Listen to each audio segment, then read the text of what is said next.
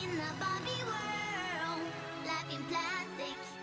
You can find me under the lights, diamonds under my eyes. This is the best day ever. It is the best day ever. So is yesterday, and so is tomorrow, and every day from now until forever. Do you guys ever think about dying? We're going to devote our energies to sports and gardening, all the cultural pursuits as far as they're concerned. In fact, we're going to put the goons to sleep.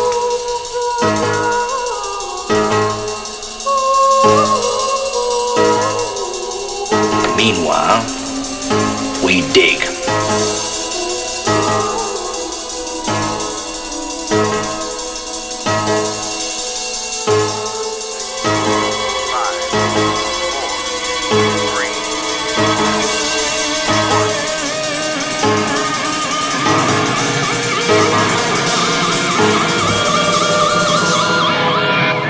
Here we go again.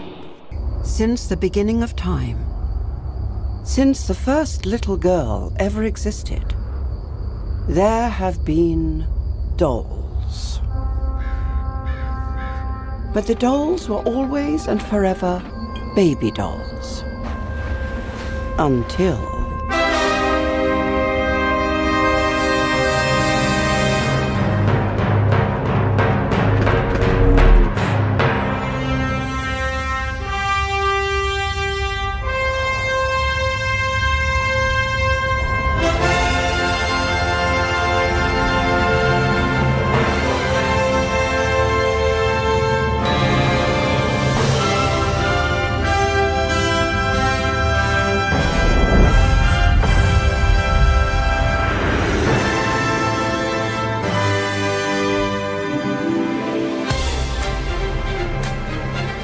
So Barbie opens with an image you've probably seen before if you've seen the teaser trailer for the movie of a parody of Stanley Kubrick's opening for 2001. And in the 2001 you have apes kind of skirmishing around, and then finally one of them picks up a bone and starts hitting another with it. The bone gets thrown into the air, and then one of the greatest edits in all of history, the bone turns into a spaceship. And what's amazing about that is Stanley Kubrick cuts out the entire historical period in one edit. And did bones hitting other humans create human consciousness? Yeah, find proof for that. So, but here we have a group of young girls playing with baby dolls, and they are, as they're playing, they're all pretending to be mothers and children. And of course, we are going to get a rather feminist message here that you don't have to give birth to babies to be considered a Barbie.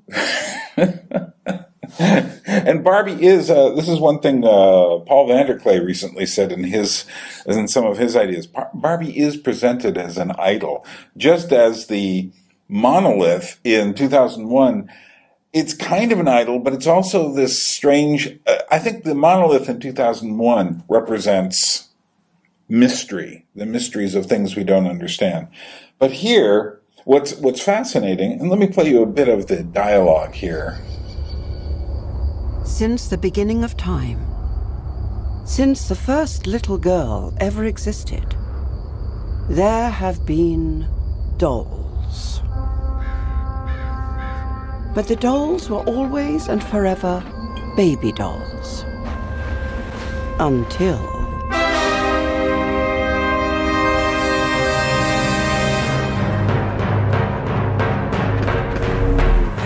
all throughout history, girls have played with baby dolls.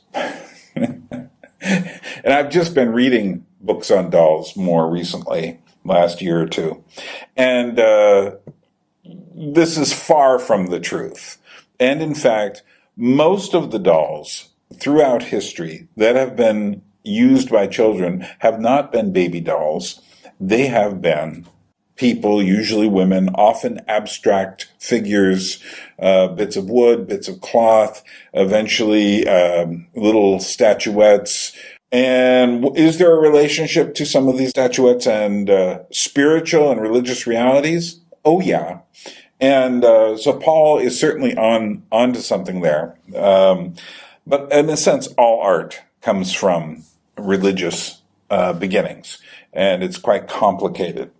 But what's interesting to me is they start the whole movie off by giving you something that's actually historically inaccurate. The baby doll comes from the Romantic era, predominantly. There were maybe a few before then, but it was during the Romantic era where you start getting the porcelain baby doll for little girls to play with. And what's interesting about this is that the baby doll is coming to the fore at the same time that children's literature is starting to be written, at the same time where the Jean-Jacques Rousseau idea of the innocent child, born free but everywhere is in chains, but the innocent child is becoming a concept, whereas the innocent child was not a concept you're going to find anywhere in the Middle Ages or the Roman period. But this is, in this new idea, children go through this period of innocence. And many people will say, well, didn't Jesus say, unless you become as a little child? Well, yeah, of course. But he didn't mean that it's not that they are innocent. I mean, one of the aspects of becoming as a little child means you have to grow. Because that's what little children do. They all grow. They all go through questioning and such. We have such a small, narrow idea of what childhood is now. It's all age appropriate. I mean, I've seen the shrinking of the meaning of children going on, to the point now where people will proudly boast, I've heard YouTubers say this, I need to say this because I know some of you aren't going to agree with me, but I've decided to become not anti-child. They wouldn't put it that. Antinatalist. What is the word they use? Child-free. Well, basically, they're saying, I'm going to live my life and I don't need children. Because who really does? We can live much better without them. And I suppose it depends on what you mean by live. But this is exactly what's going on here in this historical fudging that's going on. And this is also the period, the late Victorian age is also the period where we're starting to get the hints of the cute, which will eventually, by the early 20th century, start to take over more and more of childhood entertainments. So, Barbie does not simply represent children playing with a full-grown doll. Barbie isn't the first full-grown human adult doll by any stretch. They go back and back and back in history. In fact, I'll show you some pages. I've been showing you some pages from a book called The Doll by Carl Fox. It's a big book that goes through the history of dolls. There's another book called Puppets, the Dolls and Puppets by Max von Byrne. And there's a great book of essays called On Dolls, edited by Kenneth Gross, which I highly recommend. Just to tell you, I'm not making up ideas here out of whole cloth. It's like, no, I've done my historical research because it's a field so closely related to puppetry. Barbie is born during the post-war era of the cheesecake pinup art and the beginnings of Playboy magazine. This is really important. She is a type of innocent Marilyn Monroe figure with what they used to call pneumatic breasts. The pneumatic drill, for instance, is a drill where air goes through it and is part of the powering mechanism. Well, pneumatic breasts meant that they would wear these conical-shaped brassieres, and it looked like the breasts were inflated. And Barbie's breasts are totally 1950s conical pneumatic breasts. And also the swimsuits, very 1950s. She is the new woman who fits into the era of James Bond. the new woman who fits into the era of the Rat Pack with Frank Sinatra and Dean Martin and Sammy Davis Jr., Peter Lawford, all these guys. She's the new woman of this idea of kind of a suave hipness that James Bond and Playboy magazine typify. But she is I want to say innocentified. Is there such a word? She's made more innocent for children. So, and yes, there is something going on here that's brand new. She is the new woman who, by the end of the 1960s, would already seem like a passé, ancient artifact. To the hippies, Barbie represented everything the opposite of them. For many people, the 60s were bouffant hair and hairspray and this idea of wearing, the mini skirts and polyester clothing and the early version of Carnaby Street in Britain. But by the time of the hippies arrived, and you now have this new massive countercultural rebellion that didn't want anything to do with James Bond, didn't want anything to do with the old, these early 60s, late 50s ideas of the suave, cool, sophisticated, organizational man. During the 70s, Barbie had problems, and they had to start changing her to match the times, so to create various ethnicities and such. She gets revived again during periods of post-countercultural consolidation, like the 1980s. Barbie, you can probably start playing with Barbie unironically again in the disco era. And then going into the 1980s with the big hair and the, polka-dotted pink dresses, the kind of things that showed up in rock videos. Girls Just Want to Have Fun, of which a snippet is heard really in the background of this movie. Once you get to the grunge era, and also all the underground stuff in the 80s wanted nothing to do with this kind of slick, MTV-style version of glamour, of which Barbie could fit in again. And of course, they made her more and more, they just made so many different types of Barbies. I once saw in the Czech Republic, up in the castle complex, there's a toy museum, which had pretty much every Barbie that had ever been made up until the year 2000, which is when I saw it, which was just absolutely mind-blowing to see them all in one place like that. As you can see, my interest in Barbie was not cultivated overnight by watching this movie. And in fact, in my playing with puppetry, I have mutilated and dissected and reapportioned body parts from several Barbie dolls. And in fact, I had a friend who made a whole series of dancing, like tomato soup cans with Barbie legs on them. Barbie parts are ubiquitous and worth playing with, for reappropriating for other things. But during the late 90s and early aughts, Barbie again, during the period of Britney Spears, comes back as this icon again, because she comes out at periods. See, the grunge era is not a good era for Barbie. The mid-80s is when teen culture starts up, the brat culture starts up in the late 90s and then goes into the aughts. That's a good period for Barbie. Barbie fits with Britney Spears and Christina Aguilera, although they're hypersexualized, and Barbie never was.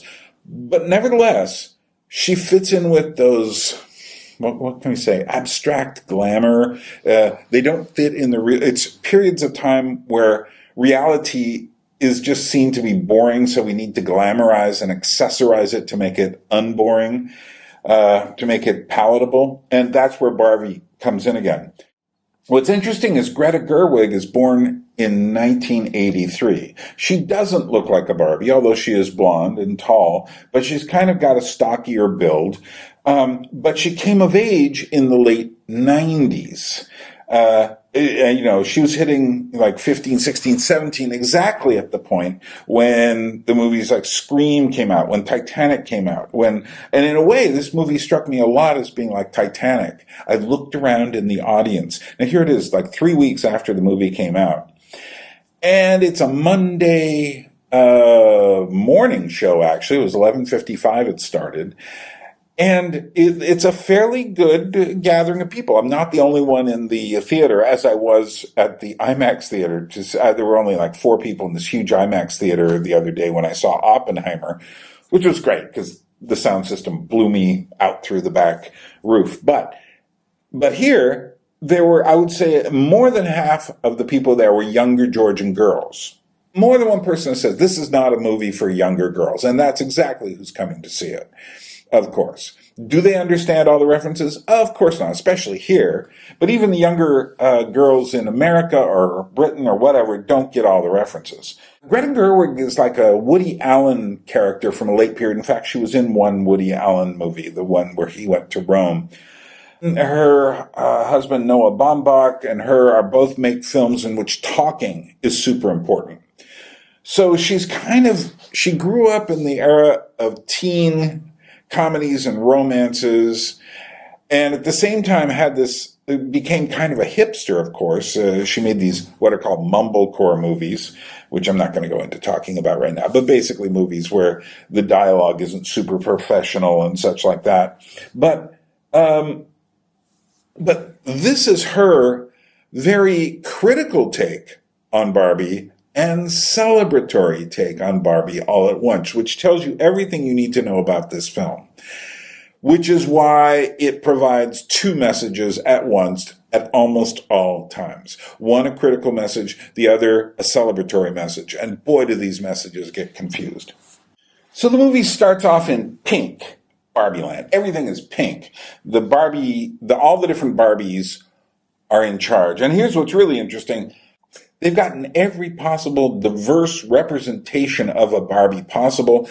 Diverse representations which I am sure don't even show up in actual Barbies. So there is of course, there's a trans Barbie, there's a overweight Barbie, there's a Barbie in a wheelchair, there's all sorts, although interestingly enough, at one point there's a pregnant Barbie, and there was a pregnant Barbie, but the joke is that they discontinued her, which makes a lot of sense given the opening scene. We're living in a perfect world according to a young, very woke, hyper woke girl. That's the important thing. I think Greta Gerwig knows that the world she's portraying at the beginning of this movie is completely impossible. Not just the fact that it's all toys who are supposedly dancing in a very Wizard of Oz kind of backdrop, but all pink and funny. I love the set design and especially the fact that the mountains are pink. And at one point, Ken tries to run into the ocean and hits fiberglass wave or something like that. And in fact, Ken here is very interesting because the Ken's existences, and this is pointed out specifically, are pointless. They revolve only around what Barbie thinks of them. And so all the different Kens are trying to get Barbies to compliment them and spend time with them. And in a way, the Kens remind me of, there was an old Milton Bradley game called Mystery Date. And there was a commercial for it. I never played the game because I don't think I was ever a young girl. What was I assigned at birth? So, He's here! My mystery date! Mystery date, are you ready for your mystery date? Don't be late, it could be great. Open the door for your mystery date. When you open the door, will your mystery date be a dream or a dud? Oh. I think this whole movie is made for people Greta Gerwig's age, that is to say, late period Gen Xers, rather than young girls. But young girls are discovering it because there's so much visual pizzazz. I mean, is the movie a comedy? Well, yes, it's a comedy. Is it kind of laugh out loud all the time funny? No. Not really. It's more just constant parody landscape. So, oddly enough, they have to go into the real world to fix this issue. And of course, I'm putting real world in quotes here, because this is not a world we recognize. For one thing, they go to Venice Beach, California. it's not a real world to begin with, Venice Beach, California. So you got all these people posing and doing stuff. But then, guys come up and slap her butt from behind. Yeah, not so much today. I mean, all the men are portrayed as being these kind of symbols of a word. I think I don't know if anyone's done a word count on how many times the actual word patriarchy is mentioned once the real world gets in there, but it's at least 50 times or more after that. You just keep hearing the word patriarchy over and over and over. And I think Greta Gerwig knows she's being hyperbolic. And that's what makes the film work, actually, is the fact that she's one of these like I say, imagine a Woody Allen character in the movie Scream. Woody Allen character in any of these really kind of bizarre comedies. But it's that talkative person who's super self-conscious. And in fact, self-consciousness makes a big issue here. And it's the idea that the Barbies, who are all living in their plastic Barbie world, are becoming self-conscious of being representations, and I would say represented by various Hollywood talent agencies. But what's interesting is that this real world is not the real world at all. Nobody, if you were to just show people the real world section of this movie, you go like, no, that isn't the real world. It's a comedy version. And so, and like I said, Greta Gerwig knows that. So what's interesting, though, is Ken leaves after kind of taking this really bizarre version of, I want to go start a patriarchy back in Barbie land. He takes these books and such. I mean, this is all just completely ridiculous. Back to Barbie world. And meanwhile, he's starting to foment rebellion, which all of the women in Barbie world start to go along with. They give the excuse that they've all been brainwashed. They don't tell exactly how. But here's the weird thing. It's Ryan Gosling who pretty much steals the whole show, because his lack of agency in the early part, and then his mistaken interpretation of the quote-unquote real world, are actually kind of touchingly reflective of something that has happened in a more substantial way. And that is, as men have been sidelined, there is a quest among men, a quest to the point where they'll take figures as ridiculous as Andrew Tate as some sort of role model. There is a quest for men to find their identity, or to know again their identity. And I think Ryan Gosling genuinely represents that, even within Greta Gerwig's context. And this is what I mean by the film has just so many contradictory messages. He steals the show because he actually feels it in some sort of way. He's actually being this puppet that's pulled by the Barbies. And he wants to break free and be a real person, but then he doesn't know what a real person is. And I would say that probably represents a lot of the people in the film. In a sense, the Barbies represent, I think, a younger girl's idea of if the world finally was totally woke and we put men in their place and we live in this perfect world, to which the answer is no, we wouldn't. But interestingly enough, some of the Barbies start getting converted back to not exactly who they were before, but a modified version of that. But here's the weird thing. How do they convert the rest of the brainwashed Barbies back to being who they were?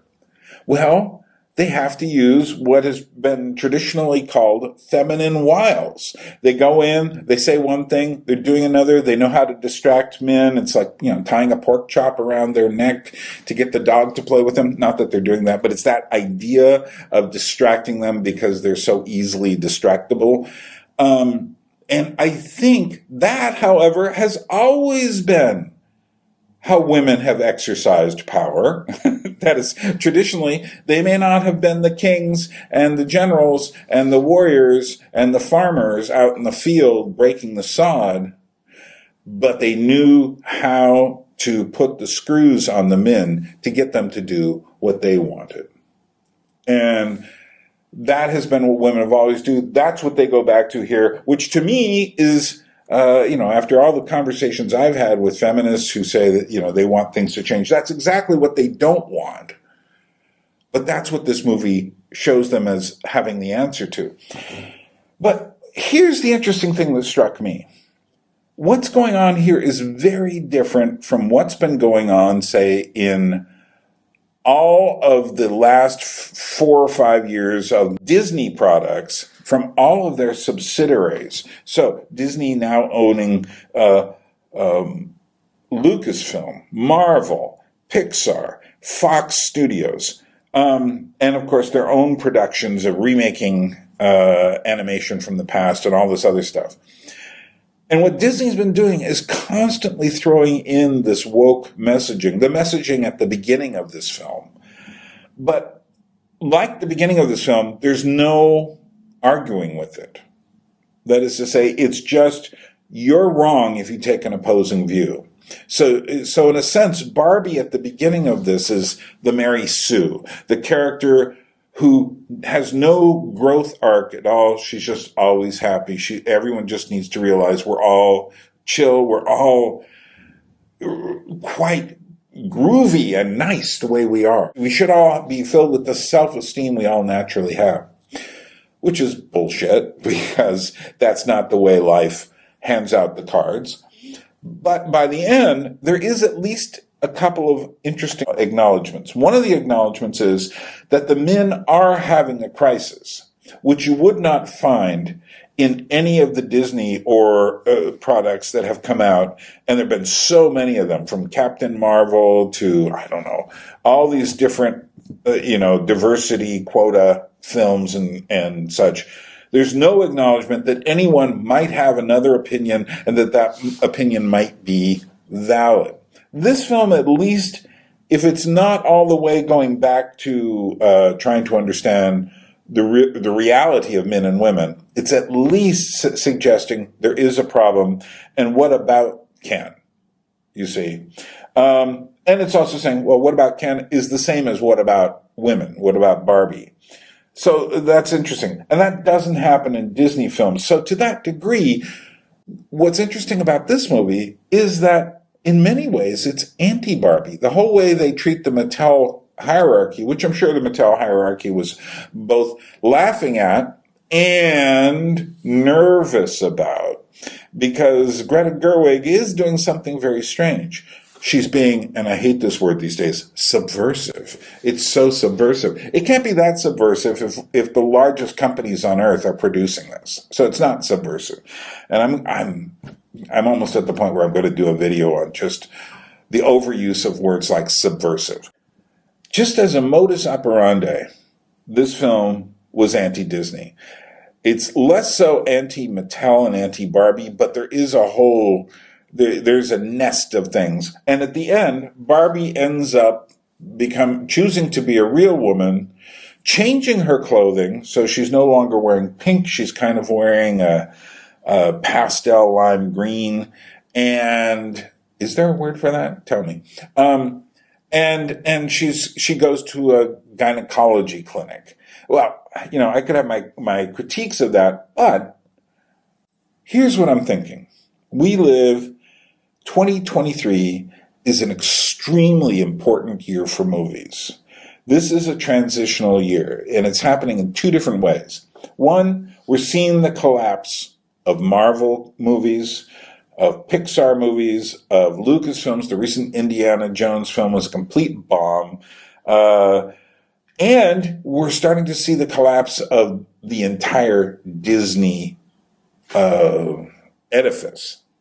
The only other film I've really talked about this year is M3GAN, and then there's Barbie. And what do they both have in common? They're both dolls. And I don't think this is an accident at all. Symbolically, the doll is the thing people have been seeking to become more and more and will seek to become.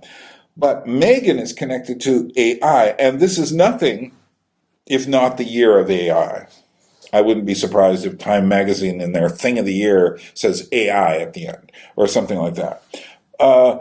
And Barbie is a doll who has represented this weird sort of perfection, and M3GAN represents the dark side of that perfection. And I think between there, we get an idea of where we actually are. Now, there's a lot more to say about the imagery of the doll and the imagery and what AI means. And that's why I've been making experiments with AI, because I want to understand what it's going to do. I don't want to just be someone who shuts my eyes and said, oh, I got off the boat there. You can't really get off the boat. So let's wrap this up here. When I go, I want you to give me 5 minutes. I told you boys I'm no escape artist. For the first time, I like the odds. At the round earth's imagined corners, blow your trumpets, angels, and arise, arise from death, you numberless infinities of souls.